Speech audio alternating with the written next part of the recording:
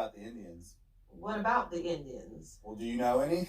Well, before my mother passed on, she told me her grandmother was an Indian. Well, what about the Indians? What about the Indians? Well, do you know any?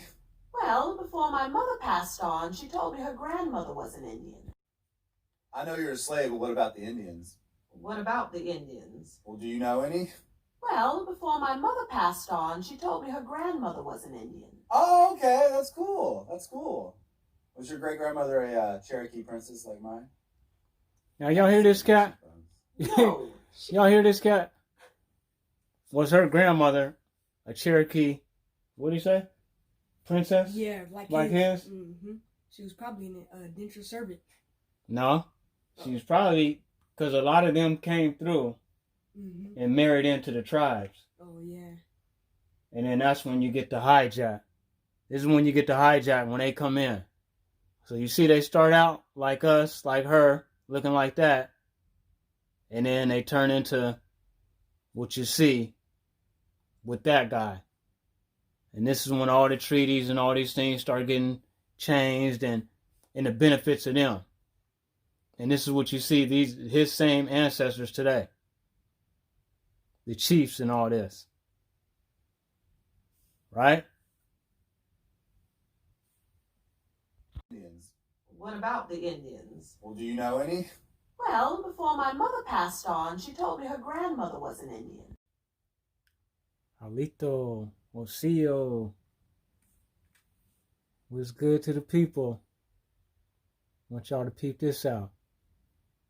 Check what the sister says when she's talking about, this is like something called slave, ask a slave. It's supposed to be, based off of true, interactions and stuff, like as you see it right here on the screen. Let's hear what the sister got to say. Let's see what she says that we all been saying. Y'all know how the saying goes.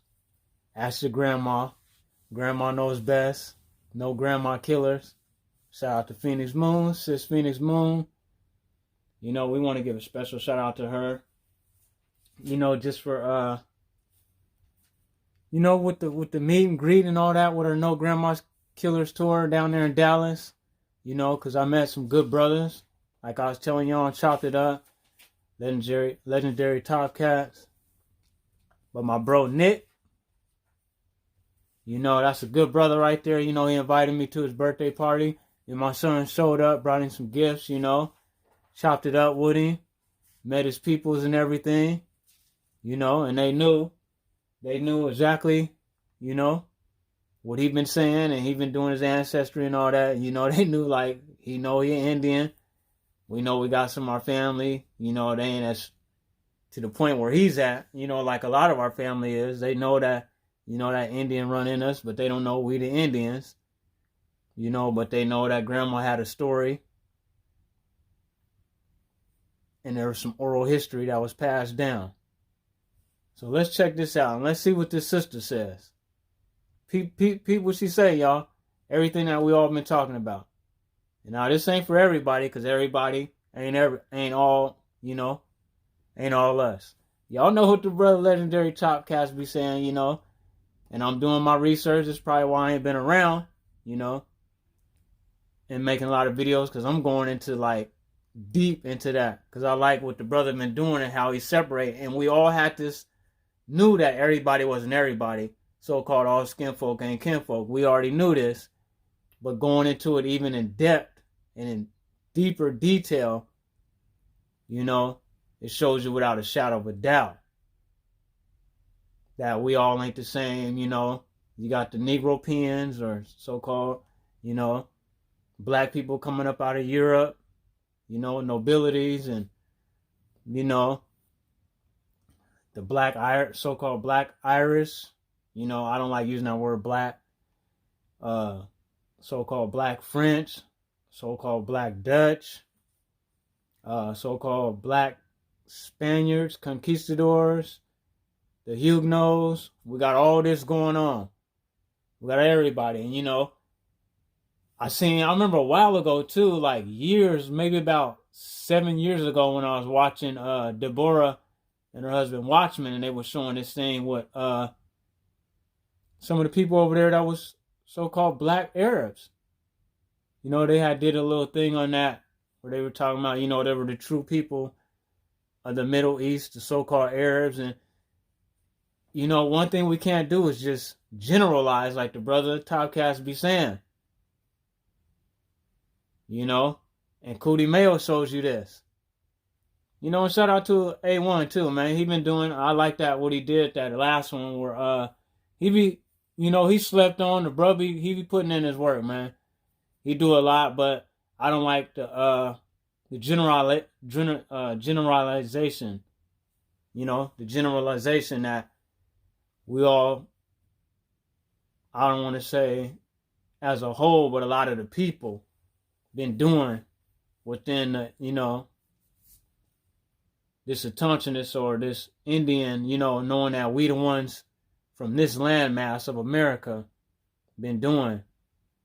And it's not, you know, it's not the smart way and it's not the right way. Because we definitely know that there's all different kind of people. We all know the saying, you know, all skin folk ain't kinfolk. We know that. So let's peep out what she said. Everything that we've been talking about in this American Indian community.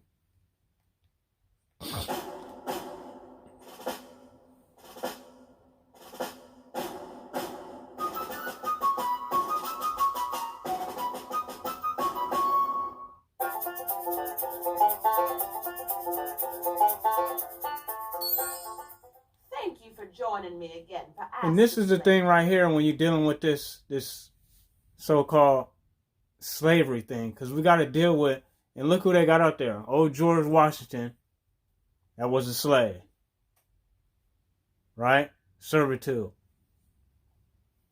We got to get out of this. We got to deprogram ourselves from thinking that it was just the Indian slave trade that was going on. You know, this was going on all throughout with their own people, these so-called Europeans, Negropeans, you know. They had their own thing going on. And, you know, Legendary Topcast will break all that down to you. Y'all check out his video. A1 has touched on it. Cootie Mayo has done an outstanding job on it. You know, showing you the people's genealogy. And that's why genealogy very, very much is important. You know, because you're going to know who it is. You're going to know what you're dealing with in your family. You know, or with other people. It's very important, man. Because you got to know who you are. You know, self-awareness. Knowledge of self. But this is the thing. When we automatically think of, with the program they've done, we think of slavery or servitude. And you automatically think of this copper-colored woman right here. When we don't have no oral history of that. Majority of a lot of us. You know, there's people that do, but a lot of us don't. But you can go through all the Irish slave trades and all this white cargo, all this history about them, and we'll still deny all that. Right? We'll still neglect all that. You know, the Asian slave trade that happened in Mexico, I've been reading on. We'll deny all that kind of stuff. Just like the first thing you think of with a noose. They say, oh, they offended so-called black people.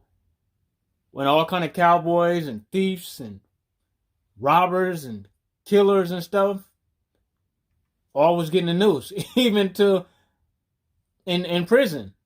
The death penalty was you can get hung. Lethal injection or electrocuted. So we got to stop all this generalization of everything and basically putting ourselves behind the guns, behind the horrors. Right? We'll check what she said. I'm Lizzie May, personal housemaid to President and Lady Washington, and I'm here to answer all of your questions. Autumn is upon us. The days are shorter, the leaves are changing, and the cool breeze from the river takes a bite off the stench of these overdressed and underbathed Virginians. Small mercies. Well, let's get to the questions. Lizzie Mae, you seem so good at all this. Thank you so much, sir. So what are you worth? Like, are you more expensive because you're so high up? Or... I am not for sale. Besides, if you have to ask, you can't afford it. I know you're a slave, but what about the Indians? What about the Indians? Well, do you know any? Well, before my mother passed on, she told me... Now he asked her, do you know any? Do you know any Indians? And watch what she tell him. And this was like 8 years ago, even though this is a reenactment and plays. But we all know, like, what is these people doing with this? What are they showing y'all? What do they be showing y'all? This is what we don't tend to think on. It's all around us. Her grandmother was an Indian. Oh, okay. That's cool. That's cool. Was your great-grandmother a Cherokee princess like mine? Kind of see it in my cheekbones. No, she was we a don't see it in your cheekbones. Cherokee princess, indeed. Would I be sitting here if I was related to royalty? Next question. Lito, I see y'all, all my copper colored people. Let's get into the breakdown of this video that we're going to show. Hey, we missed y'all. We know we haven't did nothing together in a while. Y'all see what he did to his hair. Chopped it off, man. But, yeah, shout out to, you know, bro Nick. Like I said before, shout out to Phoenix Moon for the No Grandma Killers tour in Dallas. You know, shook some hands. And I don't even want to say made some friends. Because, you know, we made some bros, man. And we went to, you know, Indian Nick's party, his birthday party, right? Mm-hmm. It was cool. I'm going to show y'all the footage and everything. This is what you do. What she's created and what she's doing. You know, y'all can't stop it. Y'all shouldn't hate on that, man. Y'all can't stop it, but it shouldn't be no hate. Because she's uniting the people, you know. People shaking hands and making friends. Or making brothers, you know, brothers of the same struggle. You know, whether we different Indian tribes or whatever. You know, this is something that's important. So we dropped in on his birthday. My birthday was that weekend too, a couple weeks ago, you know. So we so-called Libras, you know. So, you know, we got a good judgment on weighing in everything because we the scale. So we're going to weigh the evidence and everything, you know. And shout out to Legendary Topcast because that was a good brother that I met also. You know what I'm saying? And with the information he's dropping, man, is mind-blowing, you know, and it's in-depth. Because we all knew what was going on. We knew there was other so-called Negropeans, you know, difference. We all know this. But we wasn't going in depth as to who they were, like how the brother Cootie Mayo's been doing. Going through their genealogy, pinpointing. So you can't lose when you know, doing your research with these two, along with the brother A1. I can't take nothing from that brother. That brother been putting it down and he been talking about this stuff, but he never went into depth like these brothers have that I've seen that caught me. Maybe some other people might have, but it didn't really like hit me like, you know, because we were still doing that, you know, generalization and, you know, things like that. And saying, you know, it was us and, you know, and it's not.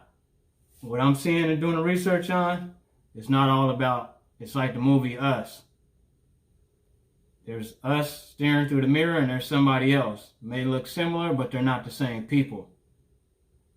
You know, we have all these people coming in. So I'm going to tackle this because on that first video, what y'all going to see, when I posted Ask a Slave, and you see already she's referring to what her mom told her grandma said. She's Cherokee Indian, right? Mm-hmm. Or she's Indian. Her grandmother was an Indian, her mom told her. Which a lot of us are. Some of us ain't. You know. Some of us is from the other lands. Or what y'all would call Africa and Europe, all that over there, the motherland, and we on the grandmother land. We from the grandmother land. You know. So I'm going to get into this because the first thing that is called Ask a Slave, and you have the pale face Caucasian dude talking about he knows she's a slave. Mm-hmm. Like he knows this, right? But we know you're the slave. Mm-hmm. And my son's going to tackle that. About the white slavery, white cargo and all that going on. But I'm going to go right here because we have what she's already saying. We know that you were a slave, but what about the Indians? This is what he asks her in that video that you guys going to see.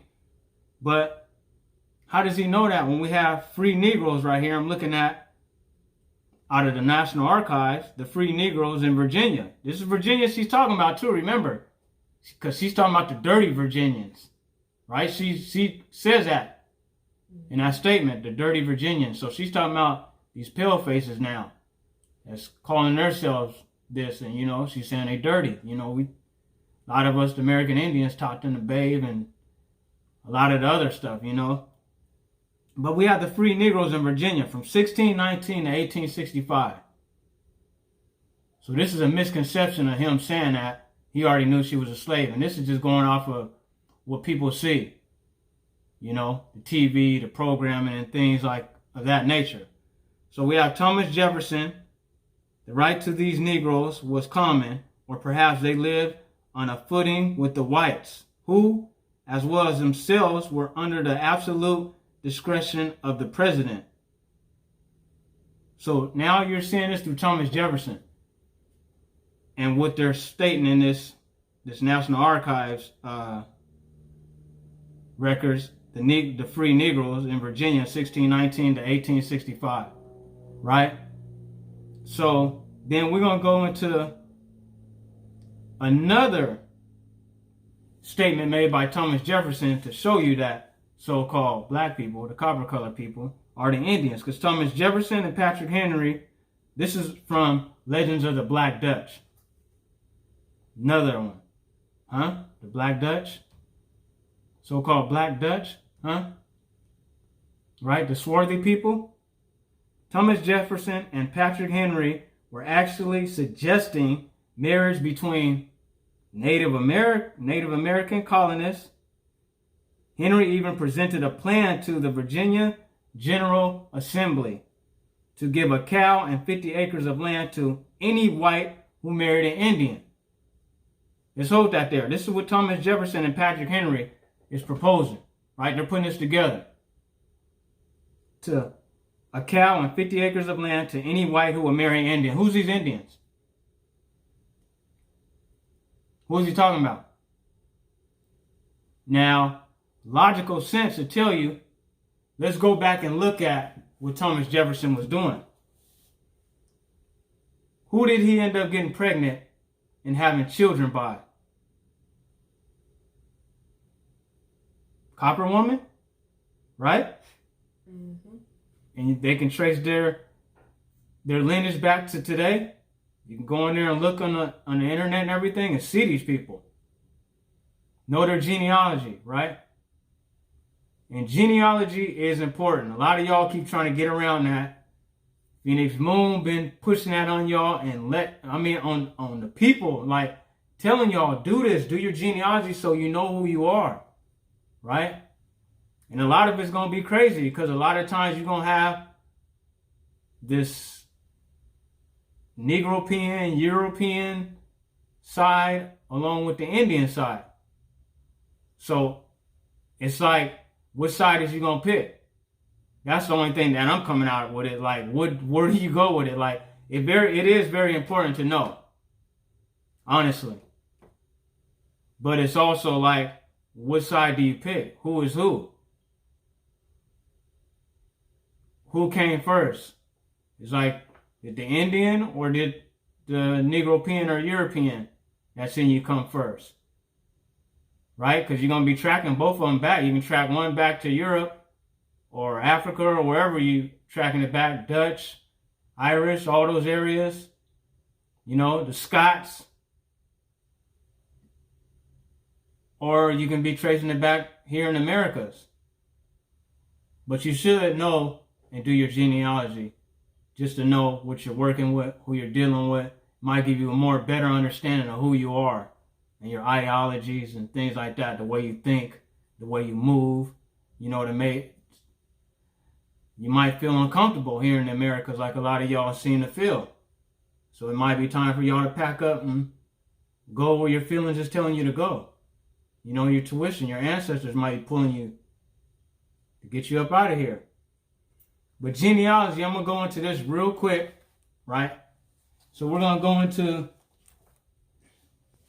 this Mayan, right? So we're going to go, while writing in the Middle East had evolved from the needs of commerce, Mayan writing had developed from the need to preserve and control history. So they were doing it for history. Others were doing it for commerce, money. To establish the legitimacy of rulers according to the relief carvings on the lid of his sarcophagus in Palenque.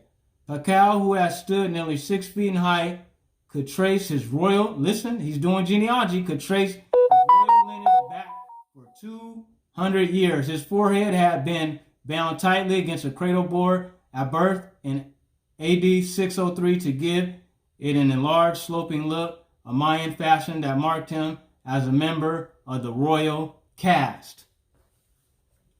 So he can go back 200 years with his genealogy back then, right? So it's very important. If these Mayans knew it, and we all be talking about Mayans and this and that, it's very important. So then I want to go into, right? The next thing is, you got the St. Bartholomew's Massacre, right? The St. Bartholomew's Day Massacre causes events impact. So then we have the event name, St. Bartholomew's Day Massacre. Description, violent attack by Catholics and Protestant minority beginning in Paris and spreading out to other French cities, killing between 10,000 and 30,000 people over 3 months. So you understand this. They don't play about their religions. As y'all see over there. They do not play around. They blow up schools and everything for this Islam, this Catholic stuff. This is all, like the brother legendary Top Cat say, this is mob ties. Just like how the Italians go in there and whack cats and go into the Catholic service, do some Hail Marys, confess his sins, and back at it. This is what they've been doing. These are the religious wars that was brought over here, right? And this is where you start getting into all these King Charles, Queen Mother Catherine, de Medici, Admiral Gaspard de Coligny, begin in Paris. So this is the date it started in, August 24, 1572. So we have dates. End date was October 1572. It came to an end of a week of celebration and feasting in Paris as King Charles hosted the wedding of his sister Margaret to Prince Henry of Navarre. So when you start reading into this, you're going to start understanding this is what started breaking them off, and they started getting sent over here as indentured servants or slaves or whatever the word you want to use it to. Right? You go into these people that are, the direct roots of massacre are complex. In the most general sense, it was a result of the birth of the Protestant Reformation more than a half century earlier. In the decades that followed Martin Luther's challenge. Martin Luther, where we get Martin Luther King from, he was under these cats, It's like Top Cats is pointing out with all this stuff. Right? Martin Luther's challenge to the Catholic Church. Protestantism spread across Western Europe, and with it came violence and chaos as centuries-old social and religious norms came under increasing pressure. Right? The situation for Protestants in France, who were called Huguenots, were particularly harsh. The Huguenots were relatively small in number, as only about 10 to 15% of the French population converted to Protestantism. They tended to come from the artisan class and nobility, which meant they could not easily be ignored or brought to heel. Hostiles broke into open war 3 times between 1562 and 1570. So here we have all this stuff going on, right? With the St. Bartholomew's Day Massacre. And then we go from there, right? This was in 1572. Then we start going into the 1689. You got all these rebellions going on over there because they're not playing about this religion stuff. You will get executed, burned at the stake. decapitated all that about this stuff. They're not playing.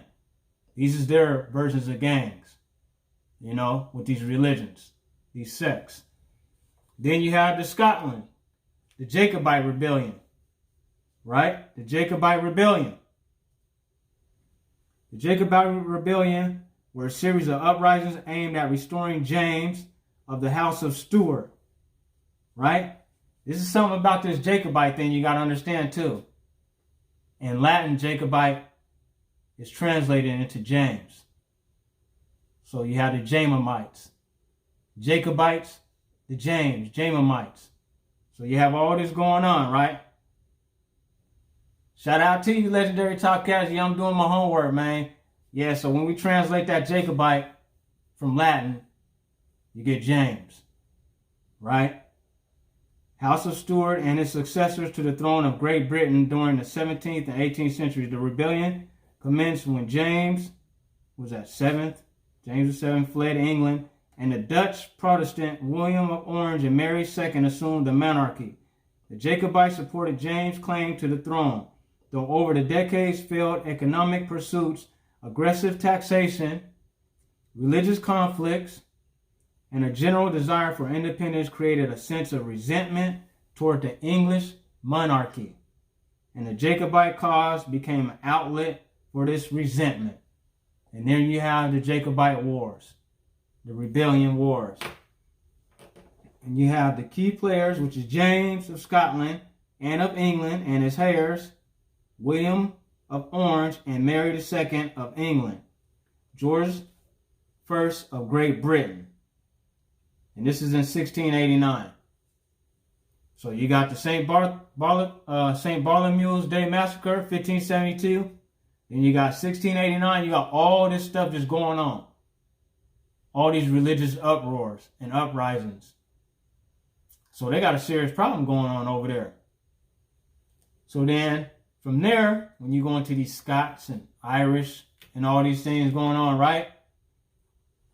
And I got so much, like, I'm going to start breaking a lot of this stuff down. Of all this, the Jacobites, you have the ships that came over, these 10 ships of the rebellion. And then we go into what you start getting over here in the Americas when they start popping up. You have the Irish settlers and the Indians, right? And then you have these people that infiltrated in there. You have Mahoney and the McKees. Were founded by two traders in 1763. We find mention of an Irish trader named Tracy killed in the massacre at the Michilimackinac in a dramatic piece called Pontiac, or The Savages in America. Published in London, 1766, republished at Boston in Drake's Tragedies of the Wilderness. We find the Irish traders introduced among the dramatis personae. The piece opens with Act 1, Scene 1, an Indian trading house. Enter McDowell and Murphy, two Indian traders and their servants. Dr. Parkman judges from the actual knowledge of the wilderness displayed in this piece that the Major Rogers, the famous pioneer, had a hand in it. McDowell and Murphy are plentiful supplied with rum by administering a preparation of which they made excellent bargains for furs with the intoxicated so-called red men, to true a picture of the times we fear. Right? It is possible that the Irish traders, being Catholics, as many of the Indians visited the Jesuits, were also. Was this the infiltration with the Negro pens? Or what? Or are these Indians? Right? There seems to have been something in an Irish education particularly suited to make Indian traders, interpreters, and allies. The Irish in the valleys of the Susquehanna and Wainetia at first managed their savage neighbors very well. Afterwards, like the other inhabitants of the Sylvania, they were in the middle of the last century divided into two parties for and against extermination. Colonel Stewart of the Donegal was one of the leaders of the party exterminating the so-called Reds. O'Hara, an alderman of the Philadelphia, was at the head of the opposite one in a satiric poem, Hudibras style, called the Paxtonade, published at Philadelphia in 1764, one of the horrors philanthropics speeches and travested with some humor. Charles Thompson, who was of course of the Humane Party, published at London in 1759 his cause of the alienation of the Delaware and Shawnee Indians for the British interests. In the border wars of the Pennsylvania, we find the brothers Croghan and McCullough, whose contemporary narratives are still accessible.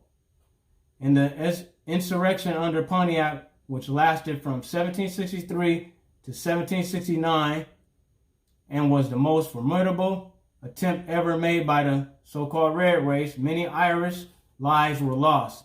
This formidable league was crushed by William Johnson, a young Irishman who came to New York in 1734 and 1754, was made a major general and created a baronet for his services. He died on his plantation in western New York in 1774. His life is a curious and instructive story, hardly inferior in interest to Clive's or Hastings. In a contemporaneous poem upon the Pontiac War, published in Philadelphia, the author informs his reader that he received an education in the great city of Dublin, and he did not fight better than he wrote. He had been no great hero.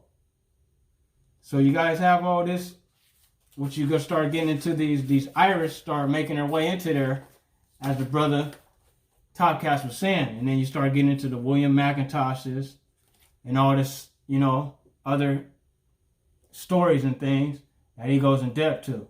And then let's go into that right there. What you got? For decades, the story has been told. Major motion pictures have used it as premise. We even teach it to our children. But what if so-called African slavery is the biggest hoax ever perpetrated? Biggest hoax ever perpetrated. Because we're dealing with right now, as we went into the William McIntosh, you start getting into, from all these St. Bartholomew's massacres, you have the Jacobite Rebellion, you have all this stuff taking place. Now you got cats being sent over here. Go ahead. Not to suggest it didn't happen, but rather not the context often presented as factual history. Like we say, it can't be, it's taken out of context what they're telling you. It's in the book. Right? They're telling you that this this African so-called slavery is being taken out of context. It's not what it really is. What they've been telling you. Go ahead. A conspiracy to suppress 400,000 years of American history has kept everyone in the dark. Made so-called African Americans feel inferior. Made them feel inferior. So the first thing they think when they're reading what do they have you guys doing in school? Pledge allegiance and all that? When they start taking a knee, first thing these people think, because these so-called African Americans been programmed so tough, as soon as they think about slavery, they only think about themselves. They think that, it was just us, poor us. And then they're telling you right here, you can read all through there, White Cargo and all these other books, they telling you about white slavery. So why are you guys the only ones that just feel like you're the only one that's been put through this? We got Indian slavery going on, got white slavery, we got the Negro peons going through their things, right? Go ahead. And fueled the illusion of white superiority. When we think of slavery in American history, we are conditioned to go back only so far. The transatlantic... You guys only want to go back so far. It's up to you, like Trump said, know your history. If you knew your history, you wouldn't be doing the things you're doing. But because y'all don't know your history, you're just so lost in the sauce, you don't even know what you're fighting for, what you're doing. You're out there on the battlefield not even knowing what you're doing. It's like how we used to do with cats in the streets trying to gangbang. You start asking them back then, we quizzing cats. It ain't like this watered down stuff today. We want to know, who's your homies? Oh, you from this hood? Who's your homies? We ask them because we know they homies. Who's your homies? Oh, you don't know your own dead homies and this and that? None of your main key riders? Oh, you a peon, man. You out here on the battlefield finna die for nothing. Don't even know what you out here for. But go ahead. The transatlantic African slave trade. The truth of the matter is that if we went back a little further, we would discover a world just as cold and just as cruel, but exclusively to white slaves from Europe. They were kidnapped, put in chains, transported across vast oceans, auctioned, torn from their families, whipped, terrored, and feathered. Wait, hold on. It was auctioned, right? And we can go into with the Europeans and with this Islamic slave trade, right? In the Middle East, when we were looking at some of those naked pale faces, right? They got them on chopping on blocks, auction blocks, half naked. You can Google this up and look at the pictures and everything, right? So we know this is true. Go ahead. Lynched and beat to death. Man. They were what? Lynched and beat to death. So why these cats get all shook up and get all mad and everything and in their feelings when they see a noose? Does the noose represent us? Mm-mm. Don't people get hung all the time? Back in the Western days? Yeah. Wasn't that a part of in prison too? Mm-hmm. This is when you get the death sentence, Mm-hmm. you get hung, electrocuted, or lethal injection.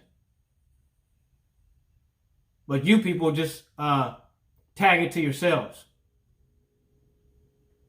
Go ahead, let's get it. They were kidnapped or malnourished, denied medical. They were what? Malnourished, denied Medicare, and worked until they literally dropped dead. What? Working till they literally drop dead. Right? These are the ones you find in them coals and stuff like they collapsing, coal mines collapsing and everything, right? Go ahead. Contrary to popular belief, America did not begin as a colony built on the labor of Africans. The earliest and covered up period began... What? Hold on. Read that again. Rewind that and bring that back. Contrary to popular beliefs, America did not begin as a colony built on the labor of Africans. This earliest and covered up period began with the systematic... It's a covered up period, y'all. You got to dig for this knowledge. And you really ain't got to do too much digging. It's right there at the surface for you. But you got to keep digging because it gets deeper. Right? Like they say, the rabbit hole goes deep. Go ahead. Let's get it. The systematic exploitations of labor, targeting white slaves only. Now suppose this is the beginning of deceptions you were spoon-fed to believe since birth. The deceptions you were spoon-fed to believe since your birth, so-called black people. Right? If you choose the empty hand, you'll go back to sleep. You do what?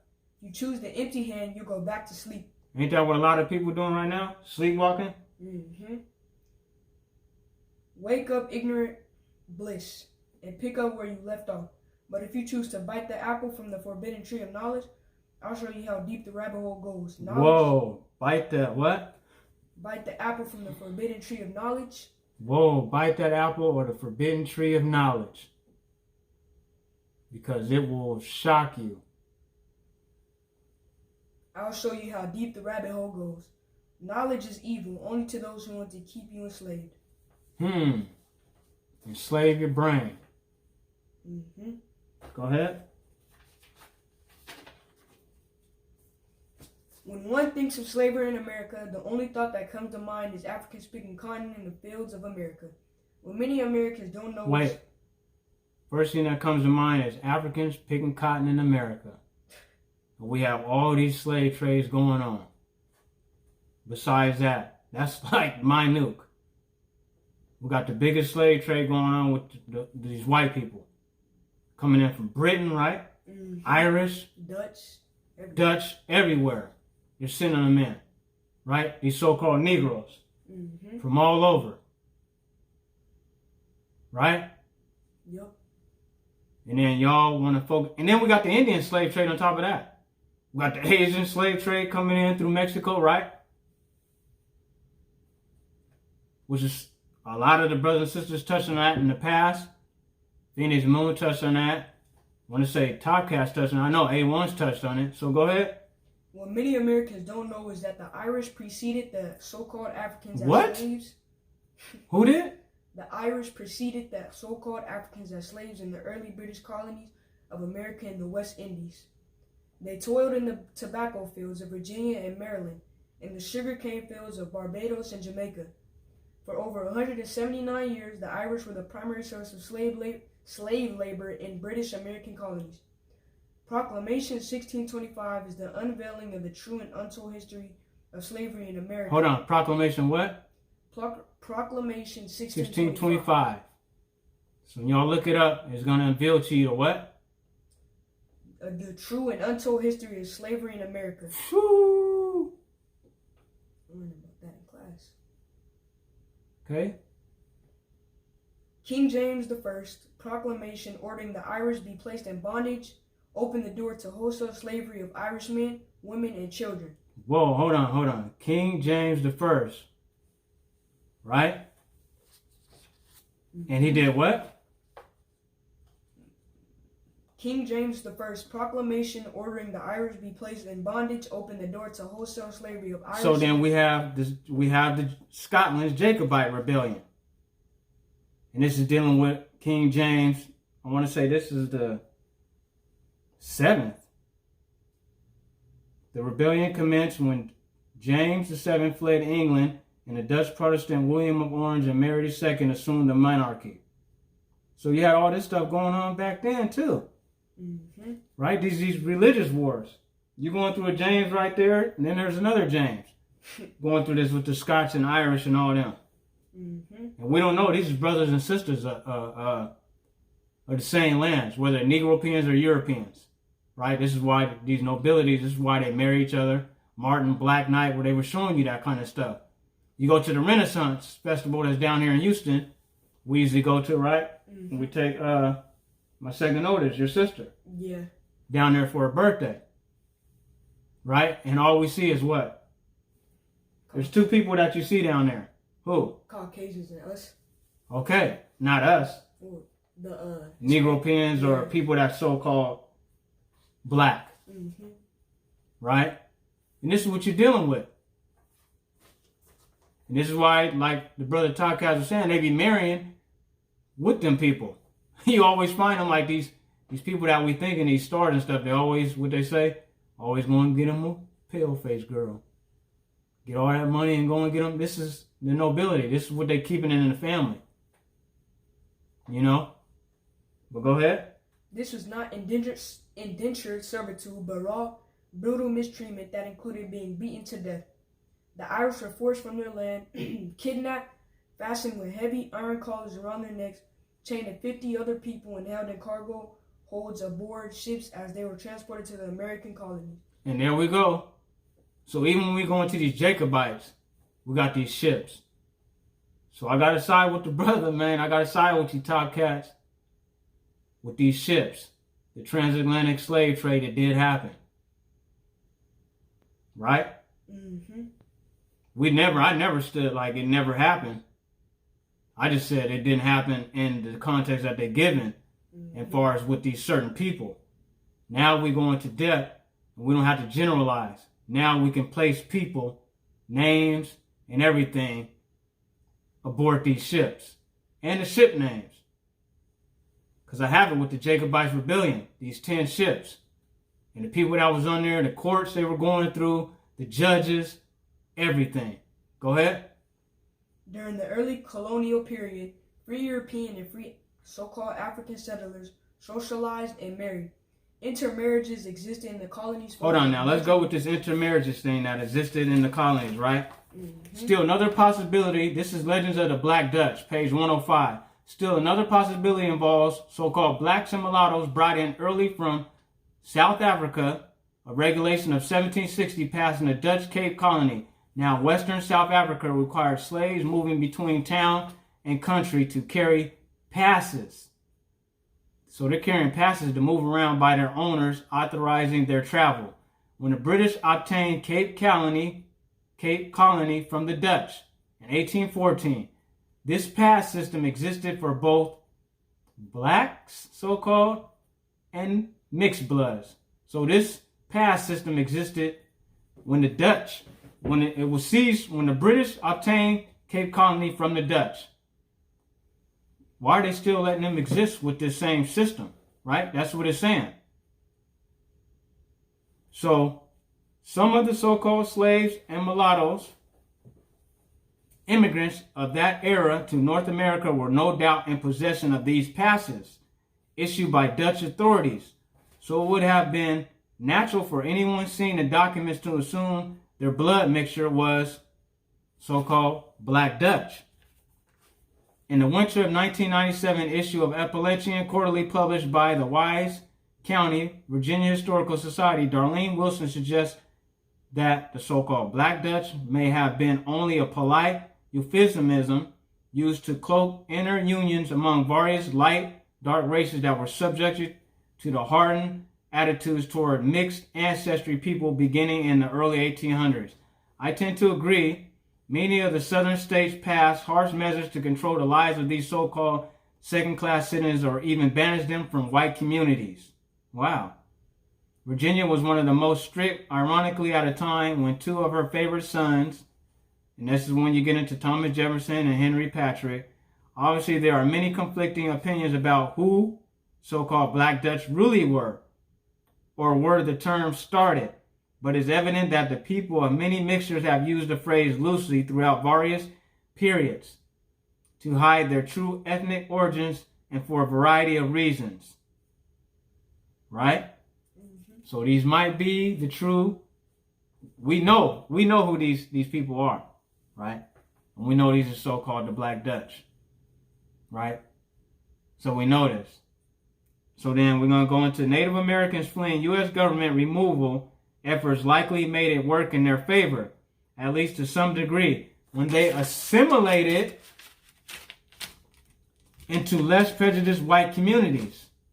If your family traditions include strong inferences to Black so-called Dutch, the so-called Black Dutch, right? Consider it a cue to concentrate your research, which is your ancestry, more in white records. Look into your ancestry, into the white records is what they're telling you. This is where you're going to start doing your genealogy, and it's telling you to go and get into these so-called white records. Then going into Indian records and hope to find hints of Indian blood therein. In years of research by my family members, none have ever seen the term so-called Black Dutch recorded in any official government Indian document. If you should discover one,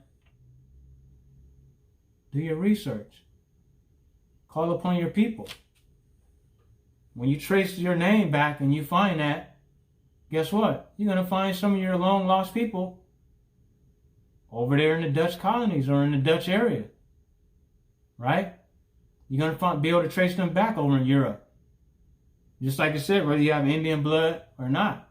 You might have Indian blood, but you got another bloodline and you got some relatives. And it might be good. Some of y'all might want to pack up and go over there and see your people over there. Might even want to stay. A lot of y'all feel like strangers here anyways. Right? Connect with some of your people. This is how you repopulate your own places. They got y'all hidden back there. They don't never show you so-called Black Frenchmen, Black Irishmen. You know, these are things you got to go through the web and dig through, and then you start seeing them.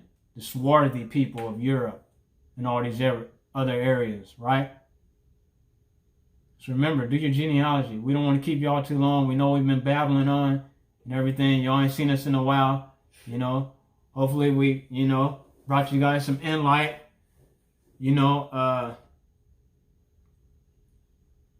some good things, because genealogy, it is important, like I said. And like all the other brothers and sisters tell you, Wanagi and everybody else, Kuti Mayo, we pushing this for a reason. Because we're in the age of awakening. And knowledge is abundantly, and you can get it, and you can know who you truly are. Right? Mm-hmm. And it can give you some closure. So on that note, we're going to close it down. Salute, which is what is that, Muskogee? Mm-hmm. Muskogee for peace, like shalom, that you see on the, what is that, Chickamauga flag, Confederacy. Salute, it has on there. On that note, we out. What about the Indians? What about the Indians? Well, do you know any? Well, before my mother passed on, she told me her grandmother was an Indian. What about the Indians? What about the Indians? Well, do you know any? Well, before my mother passed on, she told me her grandmother was an Indian.